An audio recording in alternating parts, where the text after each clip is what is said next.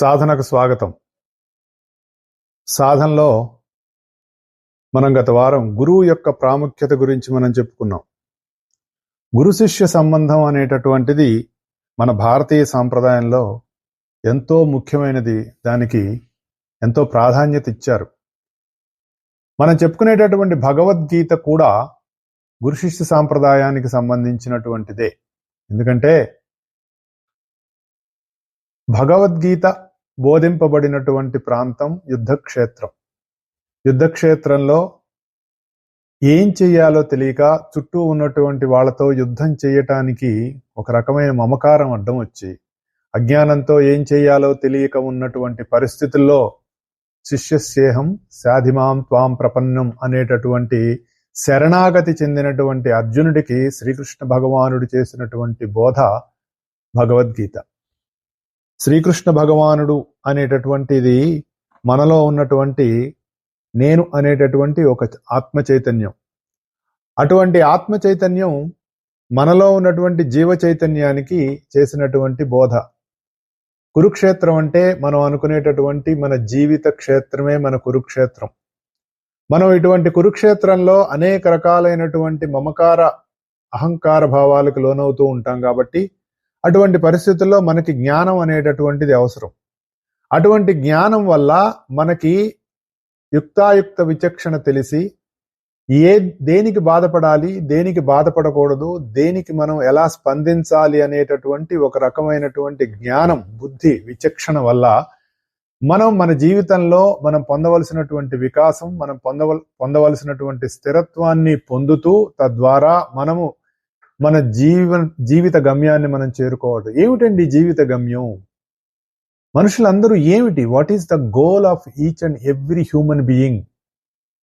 Animals ఉన్నాయి, plants ఉన్నాయి. మరి వీటన్నిటికీ వాటి జీవిత గమ్యం ఏమిటి? వాటికి జీవిత గమ్యం ఏమైనా ఉందా? అసలు వాటికి అవి ఉన్నట్టే తెలియదు కదా. మనం రోడ్డు మీద ఒక కారు వేసుకొని వెళ్తూ ఉన్నప్పుడు ఆ కారు కింద ఒక్కొక్కసారి కొన్ని జంతువులు పడి చనిపోతూ ఉంటాయి. అరే రే అని మనం అనుకుంటాం, కానీ ఆ జంతువుకి అదేం లేదు, వెళ్ళిపోతుంది. దానికి శరీరం ఉండదు, వెళ్ళిపోతుంది. అవన్నీ భావాలు ఏముండవు. తనకి తను ఉన్నాననే భావం లేకుండా జీవిస్తున్నటువంటి జీవులు ఎన్నో ఉన్నాయి. కానీ మనిషికి తానున్నానన్న భావన ఎప్పుడైతే తెలుస్తుందో దానికి కావలసినటువంటి కర్తవ్యం కూడా మనిషికే మనకి ప్రకృతి అప్పచెప్పింది. ఆ కర్తవ్యం ఆధారంగా మనం చేస్తున్నటువంటి అనేక కర్మల వల్ల మన చుట్టూ ఏర్పడినటువంటి వస్తువులతోటనండి, మనుషులతోటనండి, మనకు ఏర్పరచుకున్నటువంటి రకరకాలైనటువంటి మరి కరెక్ట్గా చెప్పుకోవాలని జిగురు, వాటి వల్ల మనం అతుక్కుపోవటం వల్ల, వాటి వల్ల మనకి ఏర్పడినట్టు, వాటి వల్ల కాదు, మనకి వాటి వల్ల ఏర్పడినటువంటి, అంటే వాటిల్లో ఉండదు ఏమి. ఒక వస్తువు ఉందనుకోండి, అది ఏదైనా వస్తువు, మనం అలా బజార్లో వెళ్తున్నప్పుడు అక్కడ మంచి వస్తువో, లేదంటే మరి వస్త్రాలో, లేకపోతే ఒక టీవీయో, ఫ్రిడ్జో, ఏదో సంథింగ్ ఒక ఐటమ్ అనుకోండి. రా నన్ను వచ్చి కొను, నువ్వంటే నాకు ఇష్టం, ఐ లవ్ యూ అని మనల్ని అందగా మనమే వెళ్తాం వాటి దగ్గరికి, ఐ లవ్ యూ అనుకుంటాం. అది మనకి ఇల్లైనా కావచ్చు, లేదైనా వస్తువైనా కావచ్చు, మనుషులైనా కావచ్చు. మనుషుల మధ్య ఏర్పడినటువంటి బంధం వేరుగా ఉంటుంది. వస్తువులతో మనం ఏర్పరచుకున్నటువంటి బంధం అది వన్ వే లవ్ లాంటిది. వస్తువుకి నీ మీద ప్రేమ ఉండదు, మనకే వస్తువు మీద ప్రేమ ఉంటుంది. ఇది ఒక రహస్యం. మనం గమనిస్తామా అంటే మనం గమనించకుండా మనం ఏర్పరచుకున్నటువంటి ఆ మమకారం వల్ల దాని మీద మనం ఏమనుకుంటాం అంటే అది ఒక మనం ప్రేమ, లవ్ అనుకుంటాం మనం, కానీ అది మమకారం. ఆ మమకారం మనల్ని ఆ వస్తువుతోటి కట్టిపడేస్తుంది. అలాగే వ్యక్తులతోటి కూడా అటువంటి పరిస్థితుల్లో ఎప్పుడైనా ఏదైనా పరిస్థితుల్లో మనం ఆ వ్యక్తులతోటి మనం విభేదించవలసినటువంటి పరిస్థితి మనకు వచ్చినప్పుడు, వస్తువులతో విభేదిస్తే ఏం చేస్తామండి? ఒక వస్తువు నచ్చపోతే అవతల వారేస్తాం, కొత్తది ఇంకో రకమైనది మనం కొనుక్కొచ్చుకుంటూ ఉంటాం. కానీ మరి వ్యక్తులు, మనతో మన కడుపును పుట్టిన కొడుకు కావచ్చు, కట్టుకున్న భార్య కావచ్చు, తల్లిదండ్రులు కావచ్చు, స్నేహితులు కావచ్చు, ఇంకొకళ్ళు కావచ్చు, వాళ్ళతో మనకి ఎక్కడైనా భేదం వచ్చిందనుకోండి, మిత్రభేదం అంటారు, మిత్రుల మధ్య భేదం వస్తుంది. భేదం వచ్చినప్పుడు ఏం చేస్తాం? నువ్వు ఆ వ్యక్తిని అలా టక్కన ఒక వస్తువులాగా వదిలేస్తామా? వదిలేయలేము మనం. ఎందుకంటే ఆ వ్యక్తి మీద మనకి మమకార భావం ఉండొచ్చు, లేదంటే పగ ఉండొచ్చు, ప్రతీకార భావం ఉండొచ్చు, ఏదైనా ఉండొచ్చు. సో ఇన్ని రకాలైనటువంటి భావాలతోటి మనం ప్రపంచంలో రకరకాలుగా మనం జీవిస్తున్నటువంటి మానవ జాతికి జ్ఞానం అనేటటువంటిది అవసరం. రాబోయేది కలియుగం అని చెప్పేసి తెలిసి ఇందులో ఇటువంటి మనుషులు ఉంటారని తెలిసి, వారు ఎలా జీవిస్తారో కూడా తెలిసి, వాళ్ళకి అందించబడినటువంటి ఈ జ్ఞానాన్ని మనం కావలసినటువంటి రీతిలో మన జీవితంలోకి ఎప్పుడైతే తెచ్చుకొని దానిని మనం అనుభవంలోకి గనక మనం మన నరాల్లోకి జీర్ణమైపోయి ప్రతి సంఘటనలో ప్రతి విషయంలో మనం ఈ జ్ఞానం అనేటటువంటి దీపంతో మనం ఆ వెలుగులో, ఆ జ్ఞానం అనే వెలుగులో మనం ప్రతి సంఘటనని గనక దర్శనం చేసినట్లయితే అప్పుడు మనకి తాడేది లేదంటే పామేది అనేటటువంటిది మనకు తెలుస్తుంది. రజ్జు సర్ప భావన అని చెప్పేసి మనకు చెప్తూ ఉంటారు. చీకట్లో తాడు చూసి పాము అనుకొని హార్ట్ అటాక్ వచ్చింది అనుకోండి, అక్కడ లైట్ వేస్తే అది పాము కాదు తాడు అని మనకు ఎలా తెలుస్తుందో, అలాగే జ్ఞానం అనేటటువంటి వెలుగులో ఎప్పుడైతే మన దగ్గర ఉన్నదో, ఎక్కడ ఉంటుంది? అదేమన్నా టార్చ్ లైటా అండి, లేదంటే దానికి ఏమైనా ఎలక్ట్రిసిటీ బల్బా అండి? కాదు, నువ్వే జ్ఞానం. అది ఎప్పుడు తెలుస్తుంది? అక్కడికి వెళ్ళినప్పుడు తెలుస్తుంది. ఈ లైట్ వెలుగుతుంది అని మనకి ఎప్పుడు తెలుస్తుంది? స్విచ్ వేసినప్పుడు తెలుస్తుంది. మరి అప్పుడు మరి కరెంట్ లేకపోతే వెంటనే టింగ్ అని మనకు ఒక క్వశ్చన్ వస్తుంది. కరెంట్ లేకపోవటం అంటే ఇంకా మనకు వెలుగులోకి వెళ్ళేటటువంటి సమయం రాలేదు అని మనం ఒక భావం చేసుకోవాలి. ఇవన్నీ ఎందుకు మనం నిరంతరం ఎప్పుడు ఇదే గోలా సార్ అంటే, మరి అదే గోలా. మనం ఏం చేస్తున్నాం? పొద్దున్న లేచిన దగ్గర నుంచి మనం చేస్తున్నటువంటి కార్యక్రమాలు ఏమిటి? సంపాదన కోసమే కదా. ఇన్ని రకాలైన అడ్డదారులు దొక్కుతున్నాం డబ్బు కోసమే కదా. డబ్బు జీవితమేనా? ఒక వ్యక్తికి ఒక జబ్బు చేసిందనుకోండి, తన దగ్గర ఉన్నటువంటి కోటాను కోట్ల రూపాయలన్నీ తీసుకెళ్లి హాస్పిటల్ చుట్టూతా పోసినా, హాస్పిటల్ డాక్టర్లకు ఇచ్చినా మరి బతకగలుగుతున్నాడా? కోవిడ్ వచ్చినప్పుడు మనం చూసాంగా. సామాన్యుడు తప్పించుకున్నాడు కోవిడ్ నుంచి, కానీ ఎంతో మంది కోవిడ్ బారిన పడి వెళ్ళిపోయినటువంటి కోటేశ్వరులు కూడా ఉన్నారు. నాకు కూడా తెలుసు. రోజుకి ₹1,000 ఖర్చు పెట్టినా బతకని వాళ్ళు ఉన్నారు. అంటే నువ్వు కొన్ని చెయ్యలేవు అన్నది మనకు తెలుస్తుంది. అలా తెలుసుకున్న ముందే తెలుసుంటే ఆ భావంలోంచి మనం బయటపడతాంగా. ముందే మనకు తెలుసు అనుకోండి, కొంత ఉపశమనం అనేటటువంటిది మనకు కలుగుతుంది. ఆ దానిలోకి వెళ్ళటం కోసమే సర్వత్రా వ్యాపించి ఉన్నటువంటి ఏకత్వం చెందినటువంటి ఒకానొక ప్రజ్ఞ, ఒకానొక తత్వం ఏదైతే ఉందో, ఒకవేళ ఆ తత్వమే దిగివచ్చి మాట్లాడితే ఎలా ఉంటుంది అనేటటువంటి దానికి ఉదాహరణే మనకి భగవద్గీత. కృష్ణుడు చెప్పాడండి, కాబట్టి మనం కృష్ణుడిని పూజ చేయాలి. ఏం తప్పు లేదు అందులో. కృష్ణుడు ఎలా చెప్పాడు, ఎక్కడి నుంచి చెప్పాడు అన్నది గనక మనం కృష్ణుడు చెప్పిన స్థితిని గనక మనం చేరుకోగలిగితే, కృష్ణుడు ఏం చెప్తున్నాడు? నేను చెప్పిన స్థితికి నువ్వు చేరుకోవాలి అంటే నీలోనే ఉన్నటువంటి నేనైన తత్వాన్ని గనక నువ్వు అర్థం చేసుకుంటే, ఆ తత్వంలోకి గనక నువ్వు ప్రవేశించగలిగితే, ఆ తత్వంగా నువ్వు జీవించగలిగితే, ఆ తత్వమే నేనై ఉన్నప్పుడు నువ్వు కూడా నేనై ఉంటావు. ఇది మనం బాగా వినాలి. అప్పుడప్పుడు కొంతమంది చెప్పారు, మీరు చెప్పేవి కొంచెం మాకు 2-3 సార్లు వింటే గానీ అర్థం కావట్లేదండి అని అన్నారు. ఎందుకు అర్థం కాదంటే, మనం ఎప్పుడూ కూడా దాని మీద సూటిగా మనస్సు పెట్ల. మనకి అనేక రకాలైనటువంటి మనం ఉన్నటువంటి ఈ అటాచ్మెంట్స్ అంటే మనకు ఉన్నటువంటి అతుక్కుపోయే స్వభావం, దానివల్ల మనకి ఏమవుతుంది? డిటాచ్డ్ స్టేట్లో లేం మనం, అటాచ్డ్ స్టేట్లో ఉన్నాం మనం. ఈ శరీరం నేను అనే ఒక అటాచ్మెంట్ స్టేట్లో మనం ఉన్నాం. అందువల్ల మనం ఏమవుతుంది? ప్రతి చిన్నదానికి మనం బెంబేలు పడిపోతున్నాం. ఏమైపోతుందో ఈ శరీరం, ఏమైపోతుంది? ఈ శరీరం రాకముందు ఏమైంది? పలానా వ్యక్తికి 70 ఏళ్ళు అనుకోండి, 70వ పుట్టినరోజు జరుపుకుంటున్నాడు. ఎప్పటి నుంచి 70 ఏళ్ళు?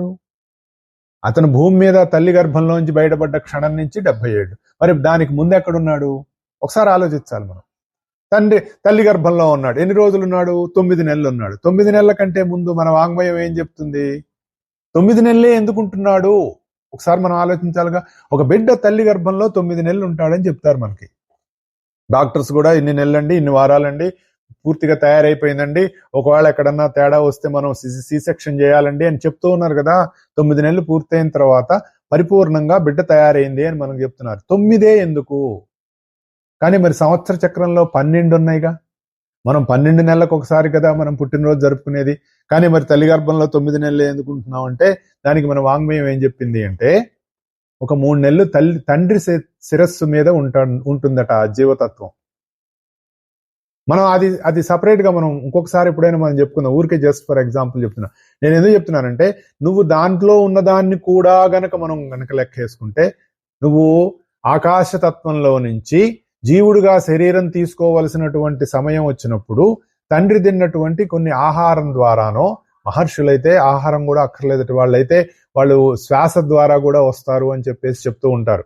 అటువంటి స్థితిలో తండ్రి శిరస్సు మీద వచ్చినటువంటి వాడు 3 నెలలు తండ్రిలో ఉన్నటువంటి అత్యుత్తమమైనటువంటి క్వాలిటీస్ కానీ, లేదంటే ఆ జీవుడికి ఉన్నటువంటి కొన్ని మరి పూర్వజన్మ వాసనలను బట్టి ఎక్కడ దిగుతాడు ఏంటి అనే దాన్ని బట్టి అవన్నీ తీసుకుని తర్వాత తండ్రి ద్వారా తల్లి గర్భంలోకి ప్రవేశించి ఆ వెళ్లే ముందు కూడా సూర్య చంద్ర ప్రజ్ఞలుగా 2గా విడిపోయి చంద్రాత్మకమైనటువంటి ప్రజ్ఞ తల్లి గర్భంలోకి వెళ్ళి అక్కడ శరీరం కట్టుకున్న తర్వాత 7th month లో ఈ తండ్రి దగ్గర ఉన్నటువంటి సూర్యాత్మక ప్రజ్ఞ ఏదైతే ఉందో వెళ్ళి ఆ జీవుడిలో కలుస్తుంది.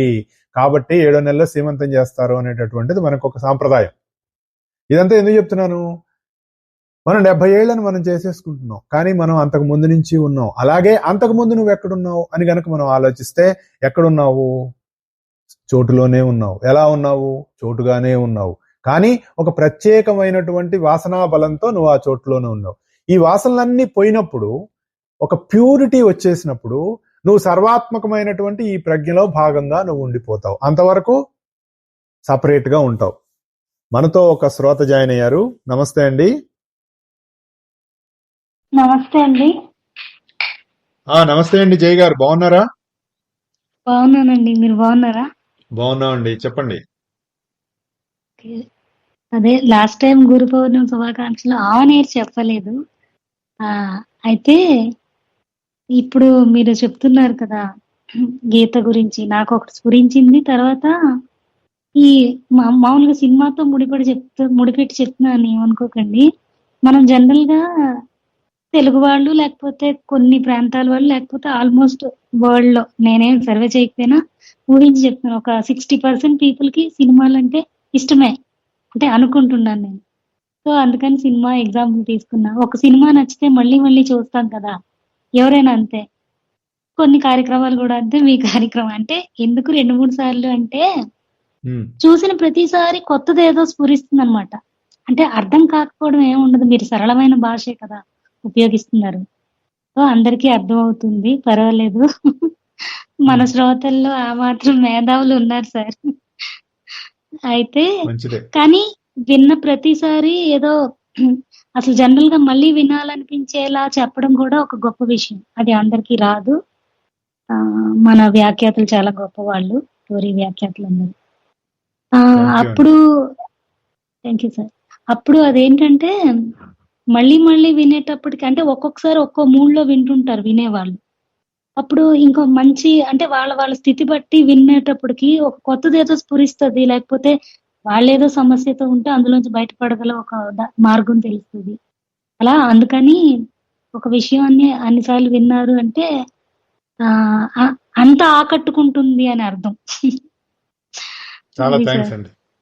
ఒక్కోసారి అంటారు కదా సినిమాలకి కలెక్షన్ బాగా వచ్చిందని, మనం సినిమాలతో ముడిపెట్టుకుంటే మంచిదిలేండి. ఎందుకంటే జీవితమే ఒక నాటక రంగం అన్నారు కదా, అంతా సినిమానే.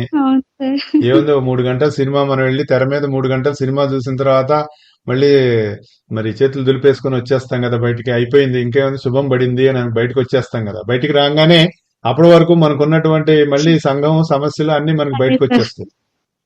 అంతే సార్, అంతే. మళ్ళీ పాత విషయాలు రొటీన్. అయితే ఇంకే చెప్పాలనుకున్నాను ఒకటి, అదే గీత గురించి చెప్పాల్సి వస్తే, అంతకుముందు నేను ఏదో వీడియో చూస్తే జనరల్ గా చిన్నప్పటి నుంచే ధ్యానం అది నేర్చుకుంటే ఏంటవుతుందంటే భవిష్యత్తులో రాబోయే జీవితాన్ని ఎలా హ్యాండిల్ చేయాలో తెలుస్తుంది. దాన్ని నేను దేంతో ఎగ్జాంపుల్ తీసుకున్నానంటే, మామూలుగా ఒత్తిడి వచ్చాక ధ్యానం, మెడిటేషన్, అలా యోగా మీద దృష్టి పెట్టే బదులు చిన్నప్పటి నుంచే పార్ట్ అండ్ పార్సల్ అంటే అలా ఏదో మన స్కూల్ కరికులంలోనూ అలా పెట్టేస్తే బాగుంది అనిపిస్తుంది. ఇదొకటి. రెండోది డ్రైవింగ్. అంటే ఈ ధ్యానానికి డ్రైవింగ్ కి ముడిపెట్టి చెప్తే, డ్రైవింగ్ వచ్చినోడు బండి తొక్కితే ఒకలా ఉంటుంది, ఏది రానోడు డైరెక్ట్ గా డ్రైవింగ్ సీట్ లో కూర్చుంటే ఎలా ఉంటుందో, అంటే కొన్ని నేర్చుకోవడం వల్ల కొన్ని స్కిల్స్, అందులో గీత కూడా ఒకటి, అది మన సాధనలో మనల్ని ముందుకు తీసుకెళ్తుంది అనమాట. అంటే కొన్ని నేర్చుకోవడం వల్ల వంట రెసిపీ చదవడం వేరు, ప్రాక్టికల్ గా చేయడం వేరు. ఇది నేను బోల్డన్ని ఎగ్జాంపుల్స్ చెప్పేసాను. నాకు ఎగ్జాంపుల్స్ అంటే ఇష్టం సార్, ఎందుకంటే అర్థం చేసుకోవడం, చేయించడం కూడా ఈజీ అవుతుంది అనమాట. టీచరా? ఒకప్పుడు చేసి మానేశాను ఆ, సార్. ఓకే. ఎందుకంటే మీరు కాలేజ్. ఈ ఉదాహరణలు చెప్పటం అన్నది టీచింగ్ లో ఒక చక్కటి మెథడ్, స్టూడెంట్స్ కి సరే అర్థం సార్. కావటానికి చాలా బాగుందండి. Okay sir. ధన్యవాదాలు. Okay. Thank you. Okay, thank you అండి. Thank you. బాగుంది. ఉదాహరణలు చక్కగా చెప్పారు. మన సినిమాలతో పోల్చుకుంటాం వల్ల మనకి ఏమవుతుందంటే మనకి తొందరగా ఎక్కుతుంది. ఎందుకంటే మనం అన్ని మనం ప్రస్తుతం నడిపిస్తున్నవన్నీ మనం చెప్పుకున్నాం కదా. యూట్యూబ్లు, ట్విట్టర్లు మరియు మరి ఫేస్బుక్లు ఇలాంటివే కదా. అందులో అన్ని ఇలాంటి ఉదాహరణలే మనకు వస్తూ ఉంటాయి.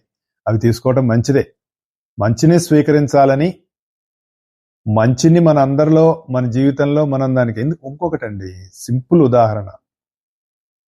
ప్రపంచంలో ఉన్నటువంటి మానవ జాతిలో కూడా 199 అని నేను అన్ను, 100 పాళ్ళు కూడా ప్రతి ఒక్కరూ మంచే జరగాలని కోరుకుంటారు, మంచే కావాలని కోరుకుంటారు, సద్భావాలు మంచి భావాలే ఉండాలని కోరుకుంటారు. కానీ ఎక్కువ శాతం ఇలా ఉన్నా కొంతమందితో అంటే స్వార్థంతో ఆలోచించే వాళ్ళు కూడా మంచి జరగాలనుకుంటారు, కాకపోతే వాళ్ళ వరకే జరగాలనుకుంటారు. కొంతమంది వాళ్ళకి జరగాలని కోరుకుంటూ వేరే వాళ్ళకు కూడా బాగుండాలని కోరుకునే వాళ్ళు ఉన్నా ఎక్కువ శాతం మంచిగా కోరుకునే వాళ్ళు ఉంటారు. అది ప్రకృతి అలా అటువంటి ఒక చక్కటి సదుపాయాన్ని మనిషి మనసుకి ఇచ్చింది. అది ఉంది, మనలోనే ఉంది అది. కానీ మనం వాటిని ఒక్కొక్కసారి దుర్వినియోగం చేస్తున్నామేమో అనిపిస్తుంది. అట్లా దుర్వినియోగం చేయకుండా మనల్ని బయటపడేయటానికి మనకి ఈ గ్రంథాలు మనకు ఉపయోగపడతాయి. భగవద్గీత అనేటటువంటిది ఒక ప్రామాణిక గ్రంథం. ఇందాక ఆవిడ చెప్పారు, చిన్నప్పటి నుంచే గనక నేర్చుకున్నట్లయితే అనేటటువంటి ఒక భావన. అలా చిన్నప్పటి నుంచే నేర్చుకోవటం అనేటటువంటిది మనకి మన సాంప్రదాయంలో చిన్నప్పుడు పిల్లవాడికి ఒక ఉపనయనం చేసో లేదంటే విద్యాభ్యాసం చేసినప్పుడు గురువులు నేర్పేటటువంటి విషయాలు వాడికి పెద్దయిన తర్వాత వాడి జీవితంలో వాటిని ఉపయోగిస్తూ ఎలా జీవించాలి, తాను స్థిరత్వంతో ఎలా ఉండాలి, ఉంటూ సమాజానికి ఎలా ఉపయోగపడాలి, తద్వారా తాను చేయవలసినటువంటి కర్తవ్యాన్ని ఫలాపేక్ష రహితంగా తన పరిపూర్ణమైన కర్తవ్యంతో ఎలా నిర్వర్తిస్తూ జీవించాలి అనేటటువంటి విషయాన్ని తనలో ఉన్నటువంటి జీవేశ్వరుడైనటువంటి ఈశ్వరునితో అనుసంధానం చెంది జీవించే విధానాన్ని అప్పట్లో వాళ్ళు నేర్పటం వల్ల కొంతమంది సక్సెస్ అయ్యారు. రాను అంటే యుగ ధర్మం కూడా ఎప్పుడైతే మరి దాని యుగానికి ఉన్నటువంటి ధర్మాన్ని కూడా మరి కొంత అది విస్తరింప చేసుకోవాలి. కాబట్టి ఈ కలి అనేటటువంటిది ఎక్కడికక్కడ విడగొట్టి తెగ్గొట్టేస్తూ ఉంటుంది. అది మనుషులైనా సరే, దేశాలైనా సరే, సంఘాలైనా సరే, ఎవరైనా సరే కలిసి ఉందాం అనేటటువంటి భావాన్ని తెంపుకుంటూ ముందుకు వెళ్తూ ఉంటుంది. తిరిగి మళ్ళీ మనం ఏకత్వంలోకి తెచ్చుకోవాల్సినటువంటి బాధ్యత ఎవరికి వాళ్ళకే ఉంది. అందుకే సాధన అనేటటువంటిది ముఖ్యం. ఆ సాధన మనకి ఎప్పుడైతే మనకు వస్తుందో, ఆ సాధనలో మనం ప్రవేశిస్తామో, సాధన మీద మనకి ఎప్పుడైతే ఒక చక్కటి రుచి కలుగుతుందో, అది చాలా ఇంపార్టెంట్ అండి. రుచి కలగటం ఇంపార్టెంట్. మనం ఎందుకు యూట్యూబ్ని బాగా చూస్తున్నాం, ఎందుకు షార్ట్స్ చూస్తాం, ఎందుకు ఫేస్బుక్లో రీల్స్ చూస్తాం, అవి బాగున్నా బాగోకపోయినా మరి రకరకాలైనటువంటి వస్తుంటాం కదా. పొరపాటును మనం కనుక ఒకే విధమైనటువంటిది పూర్తిగా చూసామంటే తర్వాత మనం ఎంతసేపు వాటిని మన మన వేలుకి మన దాన్ని ఏమంటారు, చూపుడు వేలుకి ఎక్సర్సైజ్ అనమాట అది. అలా అని అని అని నిద్రలో కూడా వేలు అలా కదులుతూ ఉంటుందేమో అని. అందుకని ఎందుకు మనకు ఒక రుచి వాటి మీద. అలాగే ఎప్పుడైతే సాధన మీద మనకు ఒక రుచి, జ్ఞానం మీద ఒక రుచి, తనలో ఉన్నటువంటి స్వార్థ బుద్ధిని తొలగించుకోవటం వల్ల తనకు కలిగినటువంటి ఆనందం మీద ఒక రుచి, ఎప్పుడైతే ఇటువంటి రుచి, ఒక టేస్ట్, దాని మీద ఒక ప్రీతి, ఒక ఆపేక్ష, ఒక ఇలా నేను ఉండాలి అనేటటువంటి ఒక సద్భావన కలిగిందో మనకు తెలియకుండానే మనం దానిలోకి వెళ్ళిపోతాం. మనకు ఎలాగైతే ఫేస్బుక్ చూస్తున్నామో, యూట్యూబ్ చూస్తున్నామో, ఇట్ ఈజ్ ఆటోమేటిక్ ప్రాసెస్. ఇప్పుడంటే ఏ వచ్చింది, ఓహో వీడికి ఇష్టం కావాలలోనే ఆటోమేటిక్గా అన్ని అవే చూపిస్తోంది కాదు. మన మనస్సే ఆటోమేటిక్గా వాటి వైపు వెళ్ళిపోతూ ఇవి మనం తెలుసుకోవాలి, ఇవి నేర్చుకోవాలి అని మనకు అనిపిస్తుంది. ఎప్పుడైతే మనం భగవద్గీతను మనం నేర్చుకుంటూ వెళుతూ ఉన్నామో, మనం అదే భావంతో గత 3-4 ఏళ్ళుగా మనం చెప్పుకుంటూ విభూతి యోగంలోకి ప్రవేశించాం. విభూతి యోగంలో మనం చెప్పుకున్నాం. మనకేం చెప్పాడు, మహర్షయ సప్త పూర్వే చత్వారో మనవస్తదా మద్భావా మానసా జాత యశాం లోక ఇమా ప్రజా అని మనం చెప్పుకున్నాం. సప్తర్షులు, వాళ్ళకంటే ముందు 9 మహాత్ములు, తర్వాత 14 మంది మనువులు నా మనస్సు నుంచే జన్మించారు అని చెప్పారు. నా మనస్సు అంటే వారి నుంచే లోకంలోని సమస్తమైనటువంటి ప్రజలు అవతరించారు అనేటటువంటి విషయాన్ని కూడా మనకు అక్కడ క్లియర్ గా మనకి చెప్పాడు. అటువంటి పరిస్థితుల్లో మనం చేయవలసింది ఏంటి? ఇవన్నీ మనం తెలుసుకున్నప్పుడు ఏమి కలుగుతుంది మనలో? సప్తర్షులంటే ఏంటి, నలుగురు మనువులు, మరి కుమారులంటే ఏంటి, మరి మనువులంటే ఏంటి, ఇవన్నీ మనం చాలా వివరంగా చెప్పుకున్నాం. నా మనస్సు అంటే ఆయన వేరే ఉండాలి, మనస్సు వేరుగా ఉండాలి, అంతే కదా. మనం వేరుగా ఉండి నా మైండ్ బాగాలేదండి, నా చెయ్యి నొప్పిగా ఉందండి, నా కాలు నొప్పిగా ఉందండి అని మనం మాట్లాడుకుంటూ ఉంటాం కదా. నా అంటే నేను వేరు, నాది వేరు, అంతే కదా. ఇక్కడ నా అని అన్నాడు అంటే తాను వేరుగా ఉన్నది భావన. అవన్నీ ఆయనలోంచి వచ్చినాయి. వచ్చిన తర్వాత ఏం చెప్తున్నాడు? ఏతాం విభూతిం యోగంచ మమయో వేత్తి తత్వతః సోవికంపేన యోగేన యుజ్యతే నాత్ర సంశయః. నా మహిమలు అంటే నా విభూతులు మరియు దివ్యశక్తులను యథార్థంగా తెలిసినటువంటి వాళ్ళు నిశ్చలమైన భక్తి యోగంతో నాతో ఏకమైపోతారు. ఈ విషయంలో సందేహము లేదు.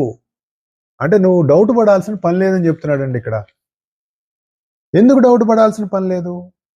ఏవైతే ఆయన నుంచి వచ్చినాయో అవన్నీ ఆయన మహిమలు, ఆయనకంటే వేరు కాదు. ఇవన్నీ నా భావాలు, నా మనసులో పుట్టినవారు. నీ మనసులో పుట్టిన భావం నీకంటే వేరుగా పనిచేస్తుంది. వారి నుంచి ఈ లోకాలు, లోకపాలకులు, వాళ్ళ నుంచి జీవులు ఇవన్నీ దిగి వచ్చారని చెప్పాడు కదా. అయితే ఏం చెప్తున్నాడు? ఈ మొత్తం కూడా నా వైభవంగా చూడు.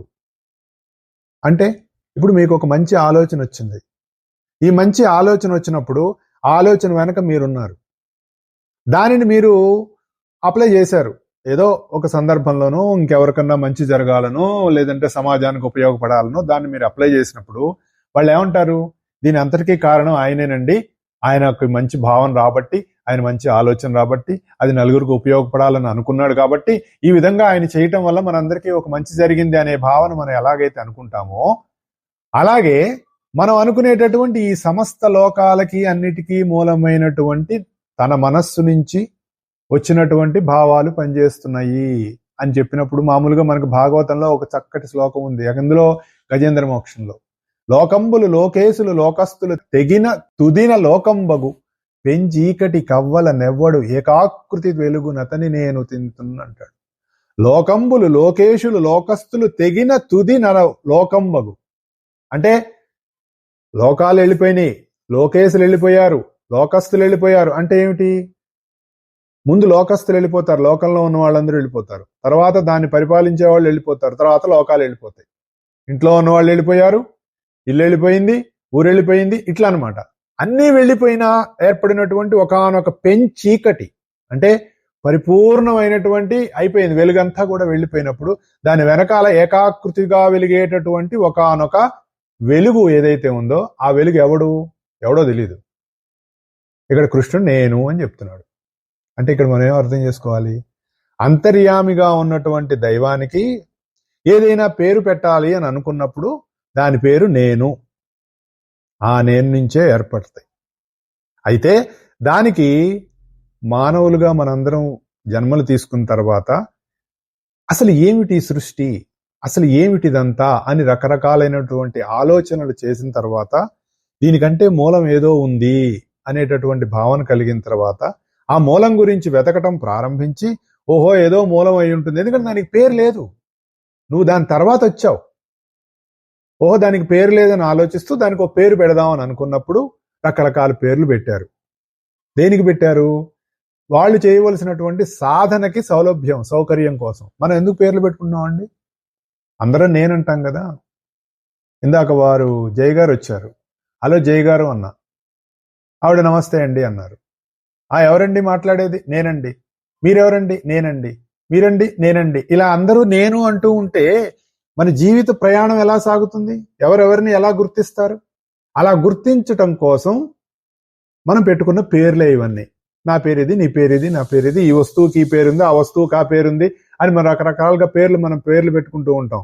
ఒక వస్తువు తయారు కాగానే నాకు ఈ పేరు పెట్టు, నాకు ఈ పేరు పెట్టు అని అరిచిందా అది? దాన్ని టీవీ అని అందా, ఫ్రిడ్జ్ అందా? లేదంటే మనం ఇంకొకటి ఒక బిడ్డ పుట్టాడు, వాడు పుడుతూనే హాయ్ డాడ్, హాయ్ మామ్, నాకు ఈ పేరు పెట్టండి అని చెప్పాడు. వాడు ఏ పేరుతో పిలువబడాలో కూడా నిజానికి మన సాంప్రదాయంలో పెద్దలు ఏం చెప్తారు అంటే వాడే నిర్ణయించుకొని వస్తాడట.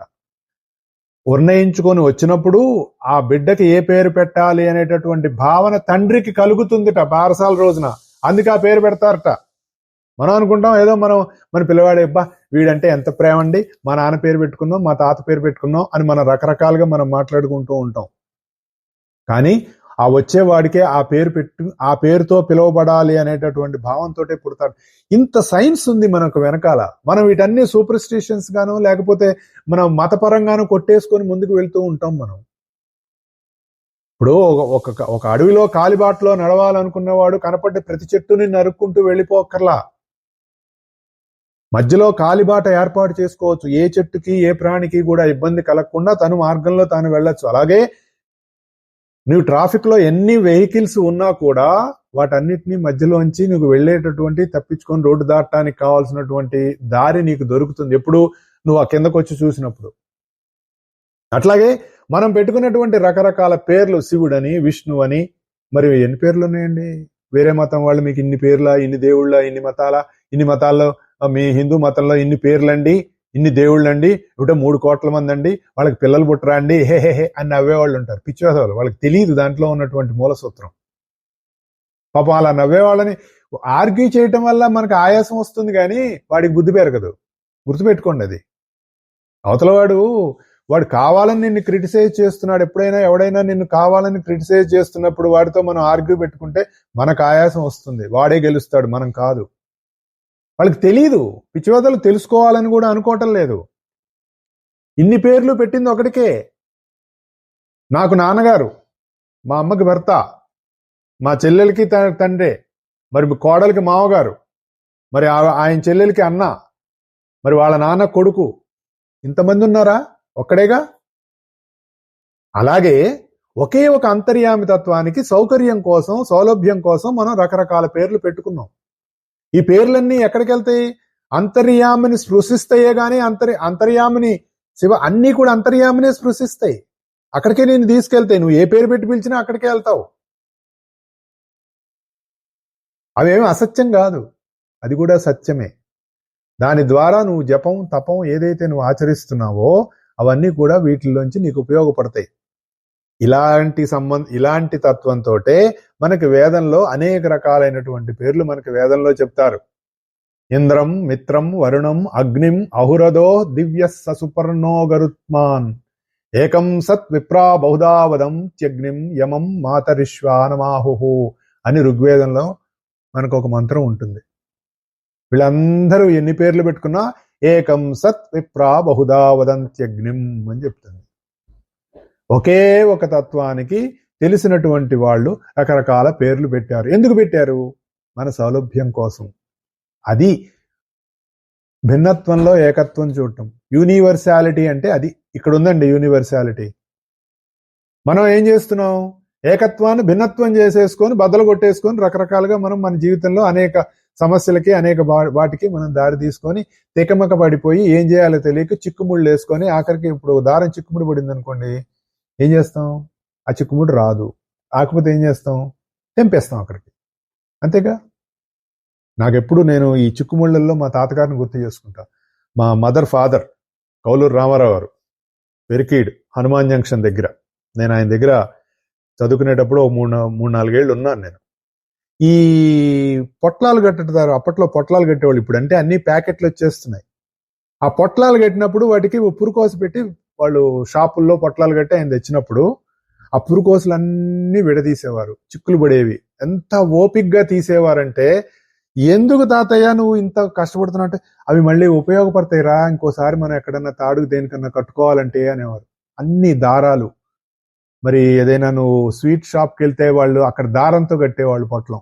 ఆ దారం చిక్కుముళ్ళు అన్ని తీసి ఒక చక్కగా ఒక దారబంతిలాగా ఆయన తయారు చేసేవారు. అంటే ఇది నేను ఎందుకు చెప్పానంటే, చిక్కుముడి అనేటటువంటిది జీవితంలో మనకు కూడా కొన్ని సమస్యల్లో వస్తాయి. ఇతర వ్యక్తులతోటి మనకు ఏర్పడినటువంటి బంధాల కారణంగా, కొన్నిసార్లు మనస్పర్ధల కారణంగా కొన్ని చిక్కుముళ్ళు ఏర్పడతాయి.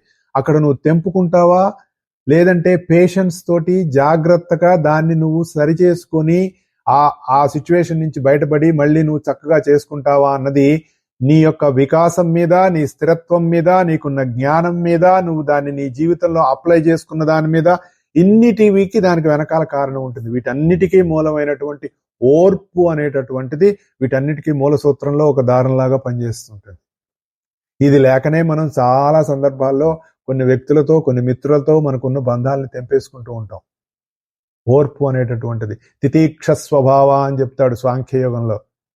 ఆగమాపాయనం ఇవన్నీ వచ్చిపోయేవి అర్జున, దీని గురించి పెద్ద బాధపడతావేంటి, తితీక్ష అని చెప్తాడు. ఫస్ట్ కృష్ణుడు చెప్పినటువంటి ద వెరీ ఫస్ట్ థింగ్ ఏంటంటే తితీక్ష అంటే ఓర్పు, ఓపిక పట్టు. ప్రస్తుతం మనకు కొరబడినటువంటి అతిపెద్ద ప్రాబ్లం ఏంటి అంటే ఓపిక లేకపోవటం. ఇక్కడ ఏం చెప్తున్నాడు, ఎన్ని రకాలుగా ఎంతమంది ఉన్నా అందరూ అందులో ఉన్నటువంటి అంతర్యామి తత్వాన్ని గనక నువ్వు అర్థం చేసుకుంటే అప్పుడు నా యొక్క మహిమలు, విభూతులు, నా దివ్యశక్తులు వాళ్ళందరికీ తెలియటం వల్ల వాళ్ళలో ఒక నిశ్చలమైనటువంటి భక్తి యోగం, అంటే ఆ తత్వంతో నీకు ఒక యోగం, ఏకత్వం తప్పకుండా జరుగుతుంది. ఇందులో నువ్వు డౌట్ పడాల్సిన పని లేదు అర్జున అని చెప్పేసి విషయం చెప్తున్నాడు మనకి. కాబట్టి మనం ఇంతమందిలో ఉన్నటువంటి అంతర్యామిని ఎందుకు అంటే ధ్యానానికి పనికొస్తుంది. నువ్వు ఎవరిని ఏ రకంగా ధ్యానం చేసినా అందున్న అంతర్యామిని, సర్వాంతర్యామినే నువ్వు ధ్యానం చేస్తున్నావు అనేటటువంటిది ప్రధానమైనటువంటి ఉద్దేశం. మనం అది గుర్తుపెట్టుకోవాలి. ఇప్పుడు అంతర్యామిని మరిచి నువ్వు ధ్యానం చేశావు అంటే నువ్వు రూపాల్లో ఇరుక్కుపోతున్నట్టు లెక్క.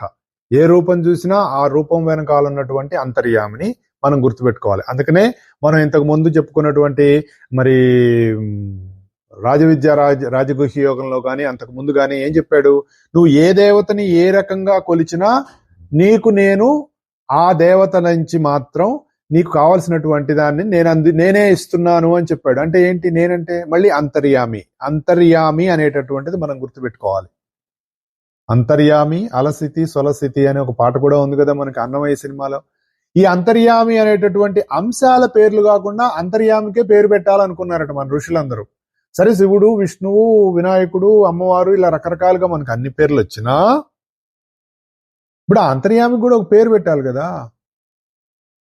దానికే అహం అని పేరు పెట్టారు. అహం అంటే అహం అంటే ఇంతే, నేనైనా పెద్ద గొప్పగా మీసాలు మేలేయటం కాదండి. అహం అంటే నేను, దానికి అర్థం నేను. ఉపనిషత్తుల్లో కానీ పురాణాల్లో కానీ ఈ నేను అంటే సంస్కృతంలో వాడారు కాబట్టి అహం అనేటటువంటి పదాన్ని వాడారు. దాన్నే శ్రీకృష్ణుడు భగవద్గీతలో ఎక్కడ చూసినా అహం వైశ్వానరో భూత్వా ప్రాణినాం దేహమాశ్రితః అని చెప్పాడు. అన్నీ అదే చెప్పాడు కదా. నేనే నేనే నేనే అని ఎందుకు చెప్తున్నాడు, దాన్ని అహం అనేటటువంటి దానితోటి. అంటే సర్వాంతర్యామి అయినటువంటి ఒకానొక స్థితిలో నిలబడి ఆ తత్వం మాట్లాడితే, మరి మాట్లాడాలంటే ఒక రూపం కావాలి కదండి. ఆకాశంలోకి చూస్తే ఎవరితో మాట్లాడతావు? అరూప ధ్యానం అని ఉంది. అంటే రూపాన్ని కాదు, అరూప ధ్యానం. దానికి ఏం రూపం లేదు. ఎలా ధ్యానం చేస్తావు? నేను నీతో మాట్లాడాలి, ఇంకొక వ్యక్తితో నేను కమ్యూనికేట్ చేయాలి. ఎలా కమ్యూనికేట్ చేస్తావు? కమ్యూనికేషన్ ఎలా ఉంటుంది? అవతల కూడా ఇంకొక వ్యక్తి ఉండాలి. సపోజ్ మీ ఇంట్లో ఒక పిల్లి ఉంది, ఒక కుక్క ఉంది, దాంతో నువ్వు ఎలా కమ్యూనికేట్ చేస్తావు? నువ్వు దానికి పొద్దు నుంచి సాయంత్రం వరకు ఎన్ని విషయాలు చెప్పినా అది దానికి తెలిసినటువంటి ఒకే శబ్దంతో నిన్ను రెస్పాండ్ అవుతుంది. కుక్క అయితే బోబో అని, పిల్లి అయితే మ్యావ్ మ్యావ్ అని. మరి వేరే రకంగా నువ్వు కూడా ఒకే శబ్దంతో మరి రెస్పాండ్ అవటం లేదుగా. నువ్వు పొద్దున్న నుంచి సాయంత్రం వరకు న్యూస్ రీడర్ లాగా 1,00,000 విషయాల గురించి నువ్వు మాట్లాడినా అది మ్యావ్ అనే అంటుంది. ఎందుకు? నీతో కమ్యూనికేట్ చేసేటటువంటి కెపాసిటీ దానికి లేదు. అంటే నువ్వు నీ సంభాషణ కొనసాగించాలంటే, నీతో ఒక కమ్యూనికేషన్ పెరగాలి అంటే ఆ సమత్వం అనేటటువంటిది అదే తత్వం కలిగినటువంటిది. అంటే ఒక మనిషి తనలో తానున్నానని తెలిసి కమ్యూనికేషన్ తెలిసి ఉండాలి. నాకు ఇంగ్లీష్ వచ్చు, నీకు ఇంగ్లీష్ రాదు, మన ఇద్దరం ఎలా కమ్యూనికేట్ చేసుకుంటాం? ఒక మూగ భాషనే తెలియాలి. అంటే నువ్వు చేసేటటువంటి సంజ్ఞలకి అర్థం అవతల వాడికి తెలియాలి. ఇన్నున్నాయి మరి అందుకనే ఆ కమ్యూనికేషన్ కోసమే ఈ నేను అనేటటువంటి దాన్ని ఆ తత్వం దిగి వచ్చి శ్రీకృష్ణ తత్వంలో నుంచి మాట్లాడుతున్నప్పుడు నేనని చెప్తుంది. మనం వెళ్ళవలసింది ఆ తత్వంలోకి. నువ్వు కృష్ణుణ్ణి నువ్వు ఆరాధన చేసినా, శివుణ్ణి ఆరాధన చేసినా, విష్ణువుని ఆరాధన చేసినా, యేసుక్రీస్తుని ఆరాధన చేసినా, అల్లాని ఆరాధన చేసినా, నువ్వు ఈ భూమి మీద ఉన్నటువంటి ఏ మత గురువైనా, ఏ దైవమైనా, ఎవరినైనా, ఎక్కడి నుంచైనా నువ్వు ఆరాధన చేసినప్పుడు అది నేను వీటన్నిటికీ మూలమైనటువంటి అంతర్యామికి దారి తీస్తుంది అనే భావన నీకు లేనప్పుడు ఈ మతమౌఢ్యంలో పడి మనం కొట్టుకుపోతూ ఉంటాము. అది గుర్తుపెట్టుకోవాలి. This is the underlined thing. కానీ భగవద్గీత నిన్ను ఇందులో చెప్పబడినటువంటి జ్ఞానం, వాంగ్మయం అంతా కూడా నిన్ను సూటిగా నీకు ఆ తత్వం దగ్గర తీసుకెళ్తుంది. మళ్ళీ ఆ తత్వం ఎక్కడో ఉందండి, ఆకాశంలో ఉందండి, 2 చేతులు పైకెత్తి ఓ దేవుడా నువ్వు ఎక్కడున్నావు నన్ను అక్కర్లా, నీలోనే ఉంది. నీకు నువ్వెంత దూరంలో ఉన్నావో ఆ దైవతత్వం నీకు అంత దూరంలో ఉంది, గుర్తుపెట్టుకో. నువ్వు దూరంగా ఉంది అని భావించినంతసేపు అది దూరంగానే ఉంటుంది. కాదు నాతోటే ఉంది, నాలోనే ఉంది, నాలానే ఉంది అని నువ్వు ఆలోచించినప్పుడు అది నీ నుంచే నీకు బయటకు వస్తూ ఉంటుంది. నీ నుంచే నీకు కావలసినటువంటి సమస్తమైనటువంటి నీకు మార్గాన్ని నిర్దేశం చేస్తూనే ఉంటుంది. అప్పుడు నీకు కావాల్సినటువంటి జ్ఞానం తెలుస్తూనే ఉంటుంది. అందుకని ఇక్కడ ఏం చెప్తున్నాడు? నో డౌట్ ఎట్ ఆల్, అహం సర్వస్య ప్రభవో మత్త సర్వం ప్రవర్తతే ఇతి మత్వా భజంతే మాం బుధా భావ సమన్వితాః అని మరొక విషయం చెప్తున్నాడు. ఈ సమస్త సృష్టికి కూడా మూలమైనటువంటి ఉత్పత్తి స్థానాన్ని నేనే, నా వలనే ఇది నడుస్తున్నది. దీన్ని సంపూర్ణంగా తెలుసుకున్నటువంటి జ్ఞానులు నన్ను అత్యంత భక్తి విశ్వాసాలతో ఆరాధిస్తారు అని చెప్తున్నాడు.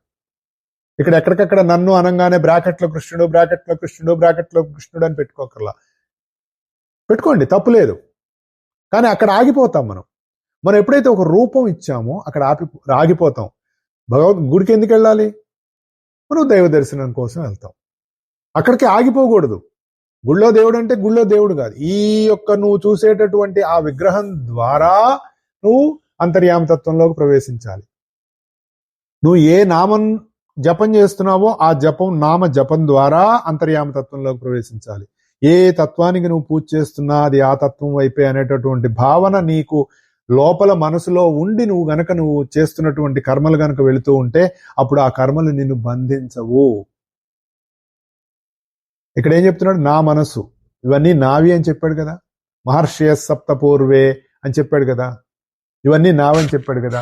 వాటి ఆధారంగా ఇవన్నీ వస్తున్నాయి కదా. మనం ఎప్పుడైతే వీటన్నిటితో ఏర్పడ్డ వాటిల్లో ఇరుక్కుపోయామో మనం మళ్ళీ వాటిల్లో చిక్కులేసుకున్నట్లే. ఇదే నా విభూది అని చెప్తున్నాడు. విభూది అంటే మహిమ. మామూలుగా విభూది అంటే ది ఫైనెస్ట్ ఎసెన్స్. ఇక అంతకంటే ఇంకేం లేదు. మనం గతంలో కూడా ఒకసారి చెప్పుకున్నాం అనుకుంటా, నాకు గుర్తుంది. విభూది అంటే మామూలుగా విభూది పెట్టుకుంటాం. ఎలా తయారు చేస్తారు విభూతి? దానికి ఏదో ప్రాసెస్, ఫైరింగ్ ప్రాసెస్, దాన్ని ఫైర్ చేసేసి ఫైనెస్ట్ ఎసెన్స్ తీస్తారు. ఇంకా మీరు దాన్ని మండించగలరా? మండించలేంగా. అంటే విభూదిలో ఉన్నటువంటి అణువులు the purest of the purest, అత్యంత ప్యూర్, పవిత్రమైనవి అనమాట. దాన్ని శివుడు ధరిస్తాడు అంటే దాని అర్థం ఏంటి? ఆయనే ధరిస్తాడు. ఎందుకు? నీ మనస్సు గనక అత్యంత పవిత్రం అయిపోతే ఆయన ధరిస్తాడు. అలా నువ్వు జీవించడానికి ప్రయత్నం చెయ్యి. అప్పుడు ఎప్పుడు కుదురుతుంది? భక్తి. సమస్తాన్ని ఉన్నటువంటి మూలతత్వంతో నువ్వు ముడిపెట్టుకుంటూ నీ జీవితాన్ని కొనసాగిస్తూ, మనకి కష్టాలు వస్తాయి, నష్టాలు వస్తాయి, ఓహో ఇలా ఉన్నావా నువ్వు నాతోటని అనుకుంటూ కనుక ముందుకు తెలుస్తూ ఉంటే అప్పుడు పూర్ణంగా నీకు ఏంటో తెలుస్తుంది. వాళ్ళని జ్ఞాని అంటారు. వాడికి అత్యంతమైనటువంటి భక్తి విశ్వాసాలతోటి ఆరాధిస్తూ ఉంటారు అర్జున అని చెప్తున్నాడు. మచ్చిత్త మద్గత ప్రాణ బోధయంత పరస్పరం కథయంతశ్చ మాం నిత్యం తుష్యంతి చ రమంతి చ.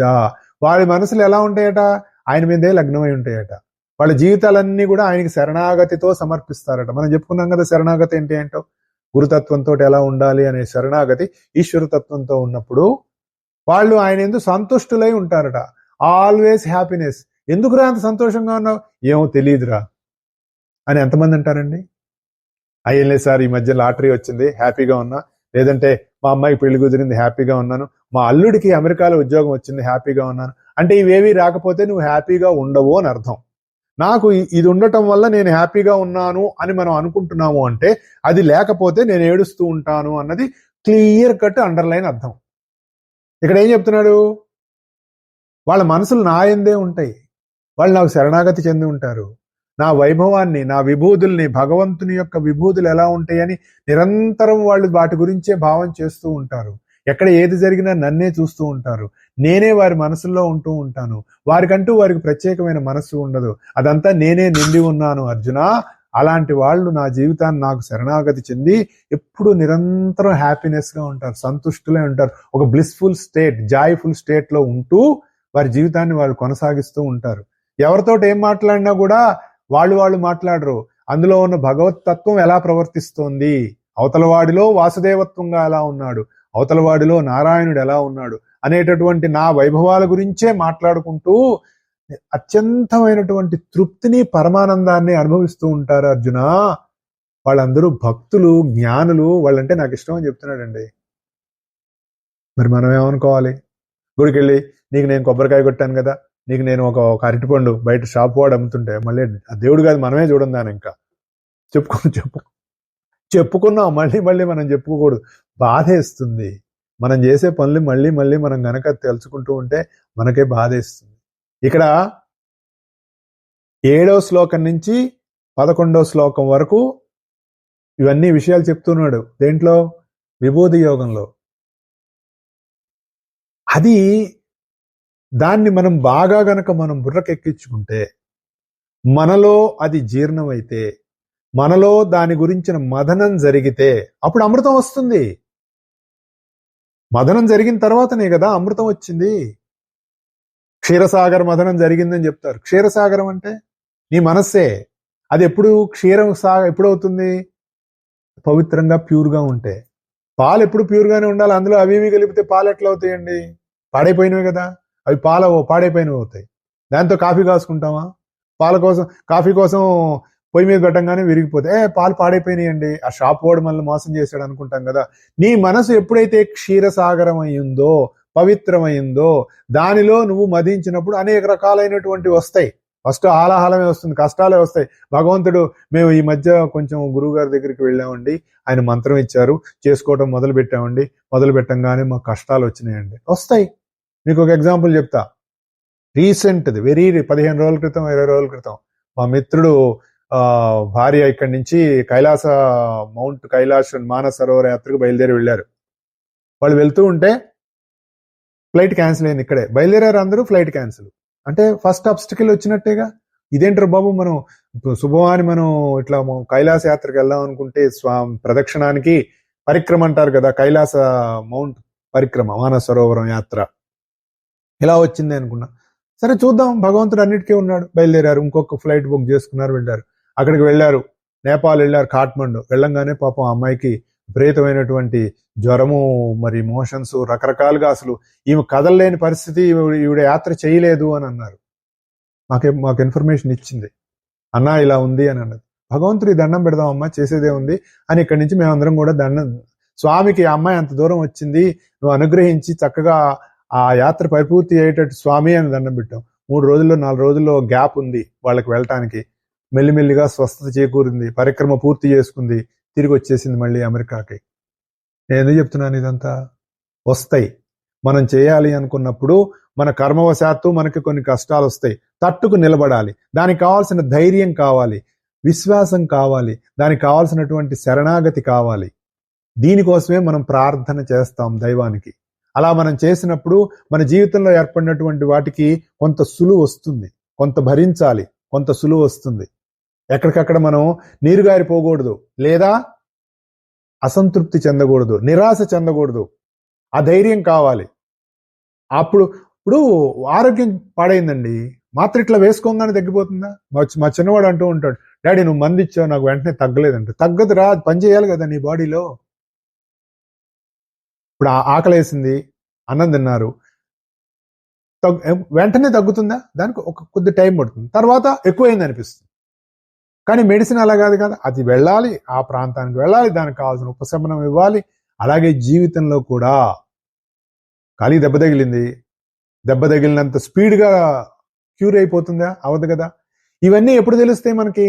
మన జీవితంలో వస్తున్నటువంటి వాటిని మనం తట్టుకొని, చూస్తూ, నేర్చుకుంటూ, అనుభవిస్తూ ముందుకు వెళ్తూ ఉన్నప్పుడు ఓహో అని మనకి ఎప్పుడైతే వస్తుందో, దానిలో ఉన్నటువంటి అంతర్యామి తత్వాన్ని చూసేటటువంటి వాడు జ్ఞాని, వాడు భక్తుడు. వాడు ఎప్పుడు నా యందు ఓహో భగవంతుడు ఈ విధంగా మనకి తన సాన్నిధ్యాన్ని ఇచ్చాడని అనుకుంటాట. సార్ మీరు మరీ చెప్తారు సార్, కాలికి దెబ్బ తగిలితే భగవంతుడు నేను ఎట్లా అనుకుంటాను సార్, ఆయనకేమో. ఇంకొకడు అంటాడు, దేవుడి వల్లే నాకు ఖాళీ దెబ్బ తగిలింది అంటాడు. వాడికి ఏం చెప్తావు సమాధానం, వీడికి ఏం చెప్తావు సమాధానం? చెప్పలేంగా. ప్రపంచంలో మనం వింటూ ఉంటాం కదా, ఏం సార్ అక్కడ అంత అన్యాయం జరిగింది, ఇక్కడ ఎంత అన్యాయం జరిగింది, మన ఇండియాలో మరి ఆ ఎయిర్ ఇండియా కూలిపోయింది, మీ దేవుడు ఏం చేస్తున్నాడు, మీ వాడేం చేస్తున్నాడు, వీడేం చేస్తున్నాడు అని మాట్లాడుకుంటూ ఉంటారు కదా. నువ్వేం చేస్తున్నావు? నువ్వేం ప్రేయర్ చేసావా? అయిపోయింది, జరిగిపోయిన సంఘటన నువ్వు వెనక్కి తీసుకురాలేవు. మరి నువ్వు వాళ్ళ కోసం, వాళ్ళ కుటుంబాల కోసం మరి ఏమైనా వాళ్ళకి ఆ బాధ నుంచి బయటపడాలని ప్రార్థన చేసావా? నీకు విశాలమైన హృదయం ఉంటే ఆ కుటుంబాల బాధ నుంచి బయటపడాలి, వాళ్ళకు ఉపశమనం ఇవ్వు ప్రభు ఈశ్వర అని నువ్వు ప్రార్థన చేస్తావు.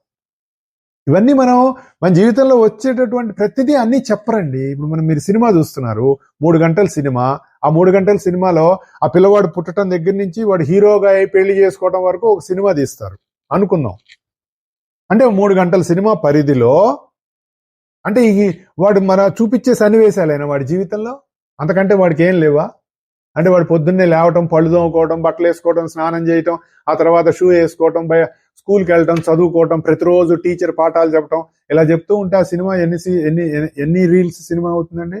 50 వాడికి 25 ఏళ్ళు వచ్చిన తర్వాత పెళ్ళైంది అనుకోండి, వాడు పుట్టిన దగ్గర నుంచి వెళ్ళే లోపల అంటే ఎన్ని రీల్స్ సినిమా అవుతుంది? అలా కాకుండా ముఖ్యమైన ఘట్టాలు తీసుకొని ఎలాగైతే జీవితం మన సినిమా మొత్తం చూపిస్తారో, మనకు ఇచ్చినటువంటి గ్రంథాల్లో చెప్పినటువంటి విషయాలు కూడా జీవితంలో ఒక అతి ముఖ్యమైనటువంటి సన్నివేశాల్లో, సంఘటనలో ఒక మనిషి మనసు ఎలా ప్రవర్తిస్తుంది, దానికి కావాల్సినటువంటి ప్రవర్తనలో నీకు కావాల్సినటువంటి మార్పులు ఏంటి, ఎటువంటి మార్పులు తెచ్చుకోవడం వల్ల నీకు కావాల్సిన వికాసం కలుగుతుంది అనే బోధిస్తారు. ఇక్కడ ఏం చెప్తున్నాడు? వాళ్ళ మనసులు నా యందు లగ్నమై శరణాగతి చెంది ఎప్పుడు ఆనందంగా ఉంటారు, సంతుష్టిగా ఉంటారు, ఎవరితో మాట్లాడినా నా గురించే మాట్లాడుకుంటూ తృప్తిని పొందుతారు అని చెప్తున్నాడు. తేషాం సతతయుక్తానాం భజతాం ప్రీతిపూర్వకం దదామి బుద్ధియోగం తం ఏన మాముపయాంతితే. మనస్సు సదా ప్రేమ భక్తి ఉండి ఆ లోపల ఉన్న తత్వంతో ఏకమైపోయి ఉంటారట. అట్లాంటి వాళ్ళకి నేను దివ్య జ్ఞానాన్ని ప్రసాదిస్తాను, దాంతో వాళ్ళు నన్ను పొందొచ్చు. ఇప్పుడు మనం ఒకళ్ళ ఇంటికి వెళ్ళాలనుకోండి, మీకు అడ్రస్ తెలీదు, మీరు ఎలా వెళ్తారు వాళ్ళ ఇంటికి? చిన్న ఎగ్జాంపుల్, మనకి ఆ GPS పెట్టుకోండి, అసలు అడ్రస్సే తెలియదు కదా. అందుకని ఏం చేస్తాము? Hey can you send your address, మీ ఇంటి అడ్రస్ ఇవ్వంటే అడ్రస్ చెప్తారు. అప్పుడు ఏం చేస్తారు? మీరు GPS-లో పెట్టుకుంటారు. అంటే అవతల నుంచి నీకు సహాయం రాబట్టి నువ్వు వాడి ఇంటికి వెళ్ళగలిగావు, అంతేగా. ఇక్కడ ఏం చెప్తున్నాడు? ఎలా అయితే నువ్వు సమర్పణ చెంది నాతో ఏకత్వం చెంది సదా భక్తి ప్రేమ వీటన్నిటితోటి ఉంటావో వాళ్ళకి నేను దివ్య జ్ఞానం ఇస్తాను, దాంతో వాళ్ళు నన్ను పొందుతారు. వాళ్ళకి ఏం చెప్తాడంట ఈయన లోపల నుంచి దైవం? నన్ను చేరాలంటే అడ్రస్ ఇదిరా అని చెప్తారు. అప్పుడు నువ్వు దాన్ని చేరుతున్నావు. ఇదండి మనకి ఇప్పుడు అర్థం అవుతుంది. మనం లోపలికి వెళ్ళాలంటే దారి లోపల నుంచే ఇవ్వాలి, మనం ఎత్తుక్కొని వెళ్ళలేము. నువ్వు ఎంతవరకు వెళ్ళగలవు? అక్కడ ఎవడో ఉన్నాడని తెలుసుకున్నప్పుడు అక్కడ దాకా నువ్వు వెళ్ళి, hey please can you tell me your address అంటే, సరే రా, ఇది నా టెలిఫోన్ నెంబర్ అని చెప్తేనే కదా మీరు కాల్ చేస్తాం. మనం అసలు ముందు అక్కడ ఒకడు ఉన్నాడని మనం గుర్తించాలి అంటే మనం ఆ భావం వైపు వెళ్ళొచ్చు. తేషామేవానుకంపార్థం అహం అజ్ఞానజం తమః నాశయామ్యహం ఆత్మభావస్థో జ్ఞానదీపేన భాస్వత. ఇప్పుడేం చెప్తున్నాడు? వారి మీద వాత్సల్యంతో వారి హృదయాలలో ఉండేటటువంటి నేను అజ్ఞానంతో వాళ్ళకి ఏర్పడినటువంటి చీకటిని ప్రకాశవంతమైన జ్ఞాన దీపం చేత నాశనం చేస్తాను. చూడండి, భగవంతుడు ఇచ్చిన వాగ్దానాలు. ఇంతకంటే మనకేం కావాలి చెప్పండి? వారి మీద ఉన్న వాత్సల్యంట, ప్రేమట, కరుణట ఎక్కడున్నట్ట? వాళ్ళ హృదయంలోనే ఉన్నట్ట. ఉండి వాళ్లకున్నటువంటి అజ్ఞానం చేత ఏర్పడినటువంటి చీకటిని జ్ఞానం అనేటటువంటి దీపం చేత నాశనం చేస్తాడట. మనం గదిలో చీకటిగా ఉంది, ఎట్లా పోతుంది చీకటి? ఆ గది బయట కూర్చొని ఒక జపమాల తీసుకొని 1,00,000 జపం, ఏమని? చీకటి పోవాలి, చీకటి పోవాలి, చీకటి పోవాలి, చీకటి పోవాలని జపం చేస్తే చీకటి పోతుందా? అజ్ఞానం చేత ఒకటి జపం చేస్తున్నట్ట. ఇంకోటి వచ్చాడు, ఏంట్రా జపం చేస్తున్నా అంటే, చీకటిగా ఉంది పోవాలి అంటే, 7 పోయి గదిలో స్విచ్ వేసేట, లైట్ వెలిగిందిట. ఊరిని ఇంతేనా చీకటి పోవడం అంటే? అంత ఈజీ కాదు. ఆ లైట్ వెయ్యాలన్న జ్ఞానం నీకుంటే నువ్వు బయట కూర్చొని జపం చేయవు, చీకటి ఆ స్విచ్ వేసుకుంటావు. ఆ స్విచ్ వేసుకోవాలనేటువంటి విషయం తెలిసినటువంటి వాడు జ్ఞాని. స్విచ్ వేయాలనేటటువంటి బుద్ధిని మనసులో కలిగించేటటువంటి వాడు ఆ జ్ఞానానికి మూలమైనటువంటి నేను. అది చెప్తున్నాడు ఇక్కడ. వాడి మీద ప్రేమతోటి, ఎందుకంటే వాడు నాతో అనుసంధానం చెంది భక్తి ప్రేమ నాతోటే కాకుండా తోటి జీవులతో ఉన్నాడు కాబట్టి వాడి మీద నాకు నిరంతరమైన ప్రేమ ఉంటుంది.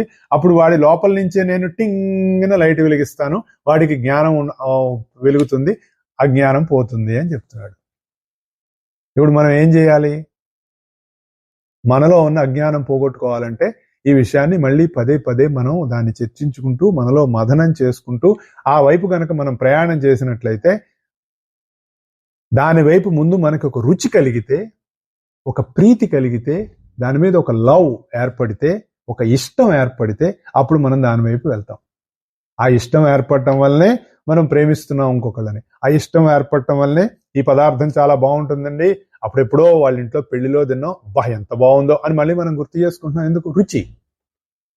అటువంటి రుచి నీకు అంతర్యామి మీద, దైవం మీద, నీలో ఉన్నటువంటి నేను మీద, నాలో ఉన్న వాడి మీద గనక నువ్వు ఏర్పడితే అప్పుడు నీ ప్రయాణం వాడి వైపు కొనసాగుతుంది. అలా ప్రయాణం మనందరం మన సాధనలో కొనసాగాలని, ఆ సాధనలో మనకి లోపలి నుంచే దైవం తన జ్ఞాన జ్యోతిని వెలిగించి మనలో ఉన్న అజ్ఞానాన్ని తొలగించాలని, దానికి మన సాధన కొనసాగాలని మనసా వాచా కర్మణ కోరుకుంటూ ఈ వారాన్ని సెలవు తీసుకుంటున్నాను.